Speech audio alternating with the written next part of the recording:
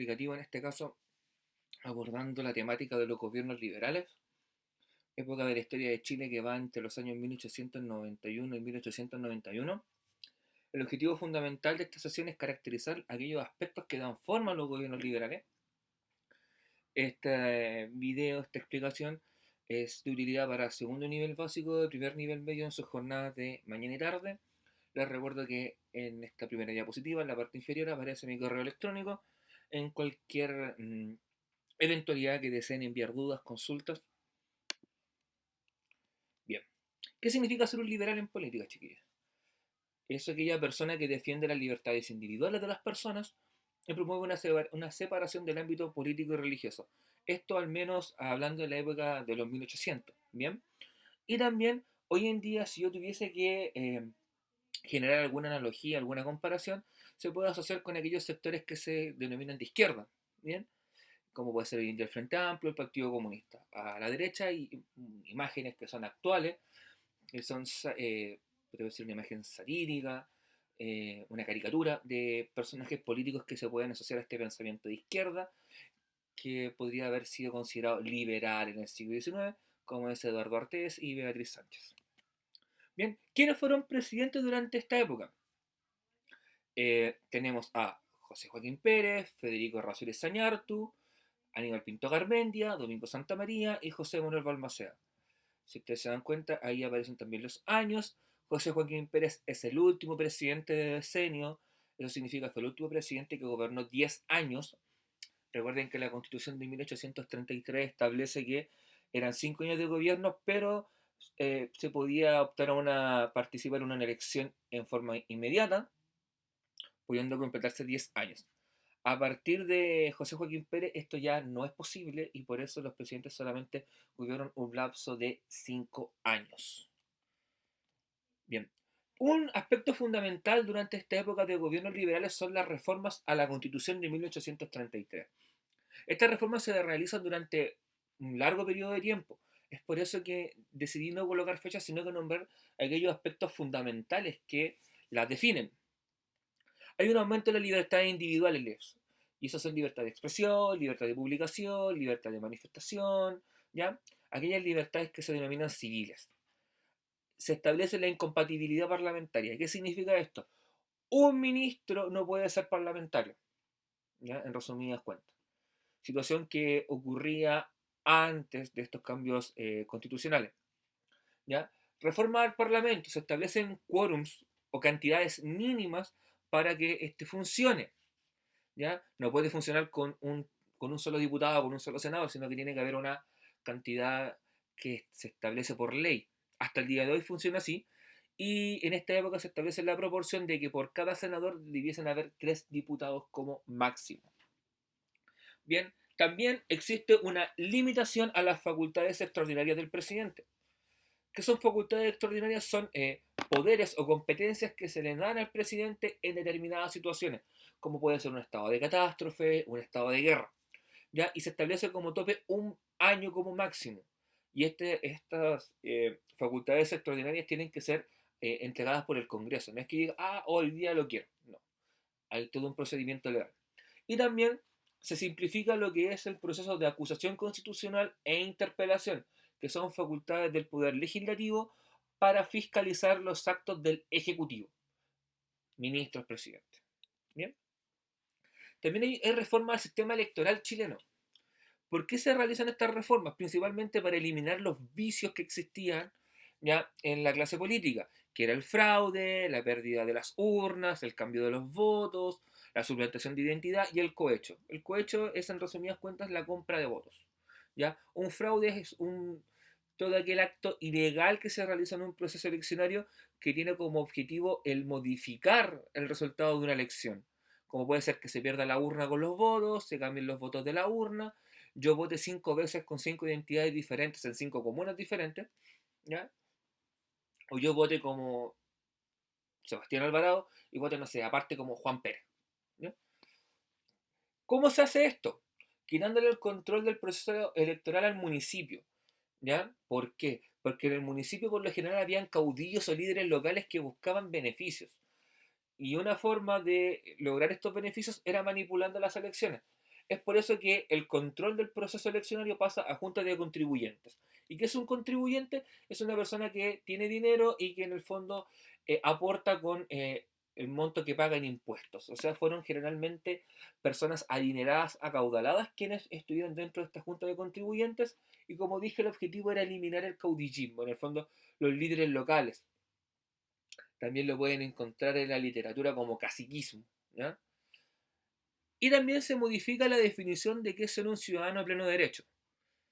Se mantiene el ser varón, se mantiene la necesidad de saber leer y escribir, se establece una diferenciación de edad si se está soltero o casado.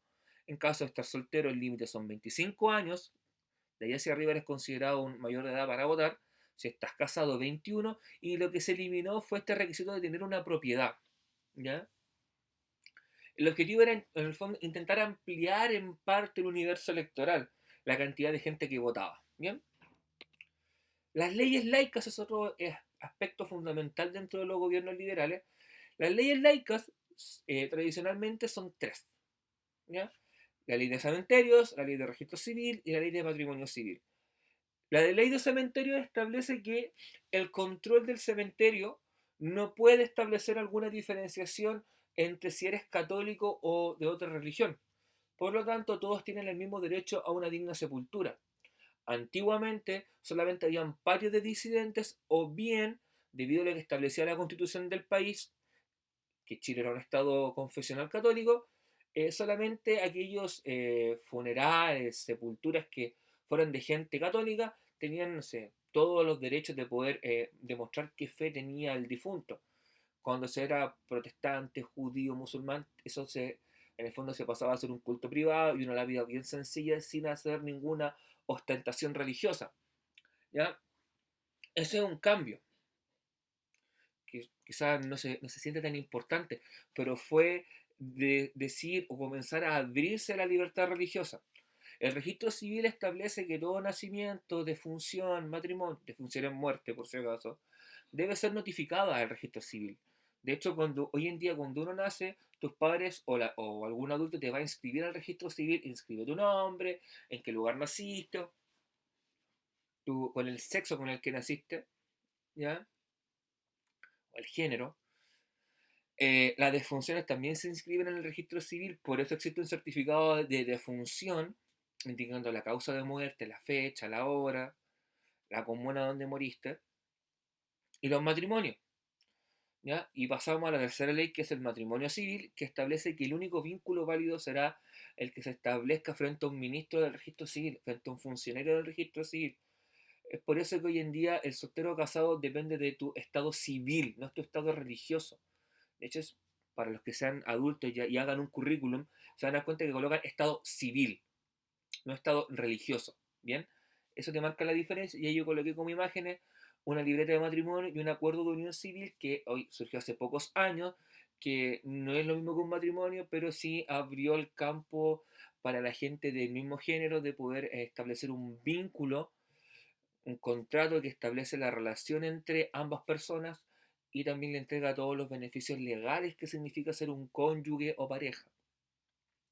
Bien, estas leyes, ¿cuál es el objetivo que tienen? Es en el fondo ir disminuyendo el poder que tenía la Iglesia Católica. La Iglesia Católica controlaba todos estos datos, toda esta información, lo cual era un poder bastante grande porque sabían cuántos habían, cuántos fallecían y cuántos se casaban. Esos datos para el Estado son fundamentales para establecer proyecciones de población. Es decir, Chile está creciendo, Chile está decreciendo, dónde nace más gente, dónde nace menos gente, dónde hay que aplicar quizá un programa de salud pública, porque se están muriendo muchos niños pequeños, ¿se entiende? Son súper importantes estos datos y era fundamental que el Estado tuviera control de ellos. Ok, ahora pasando a la economía, si se dieron cuenta, todo lo anterior que hablamos era política. En la economía, los procesos desde la época conservadora se mantienen bastante similares. A nivel de agricultura seguimos dependiendo de la economía triguera, seguimos exportando trigo hacia afuera. En minería, la minería de plata se sigue, ya se descubre el mineral de caracoles en el norte chico, pero también hay que sumar dos elementos fundamentales. Con la guerra del Pacífico se sumó una porción importante de territorio en el norte grande que era rica en salitre, convirtiéndose también en una producción mineral de minería importante para el país, que dejaba grandes cantidades de recursos, y también el carbón. ¿Por qué? Porque el carbón era un mineral, el carbón mineral en este caso, era fundamental para eh, producir en el salitre, porque era el combustible usado para todo el proceso químico que hay que desarrollar para generar salitre, ¿ya? Y para eso se ocupaba el carbón que se extraía en zonas como Lota Coronel, era también como un medio de calefacción, ¿ok? La imagen inclusive que aparece arriba a la derecha son mineros de carbón probablemente de finales del siglo XIX, comienzos del siglo XX, de esta zona, ¿ok? A nivel tecnológico, el ferrocarril se masifica en el país pasa a estar conectado a través del tren en gran parte, llegan nuevas tecnologías como el telégrafo, que nos permiten una transmisión rápida de mensajes, lo cual también agiliza todo aquello que tenga que ver con comunicaciones. Y Valparaíso se afianza a nivel portuario como uno de los principales puertos del mundo, sobre todo tras la victoria de la Guerra del Pacífico, debido a su ubicación estratégica tras el paso del Océano Atlántico al Pacífico por el Estrecho de Magallanes, ya convirtiéndose en el primer puerto de importancia a nivel global de reabastecimiento para continuar viajando. Porque cabe destacar que todavía no se construía el canal de Panamá. Bien. Por último, a nivel social tenemos también eh, una estructura que se mantiene en términos generales, ya con una aristocracia, una clase media emergente, una gran masa de sectores populares, pero hay que destacar que hay flujos migrantes que llegan, llega población de fuera del país, como fueron los alemanes que se ubicaron en la zona de Valdivia, ¿ya? La imagen que aparece a la derecha son migrantes alemanes, y también en la zona de Punta Arenas llegan croatas, entre otras migraciones que hubieron, ¿ok? Y tras la Guerra del Pacífico también hay un movimiento de población desde el centro y el sur hacia el norte, buscando nuevas oportunidades de vida a través de la minería, ¿ok? Bien, muchachos, eso sería.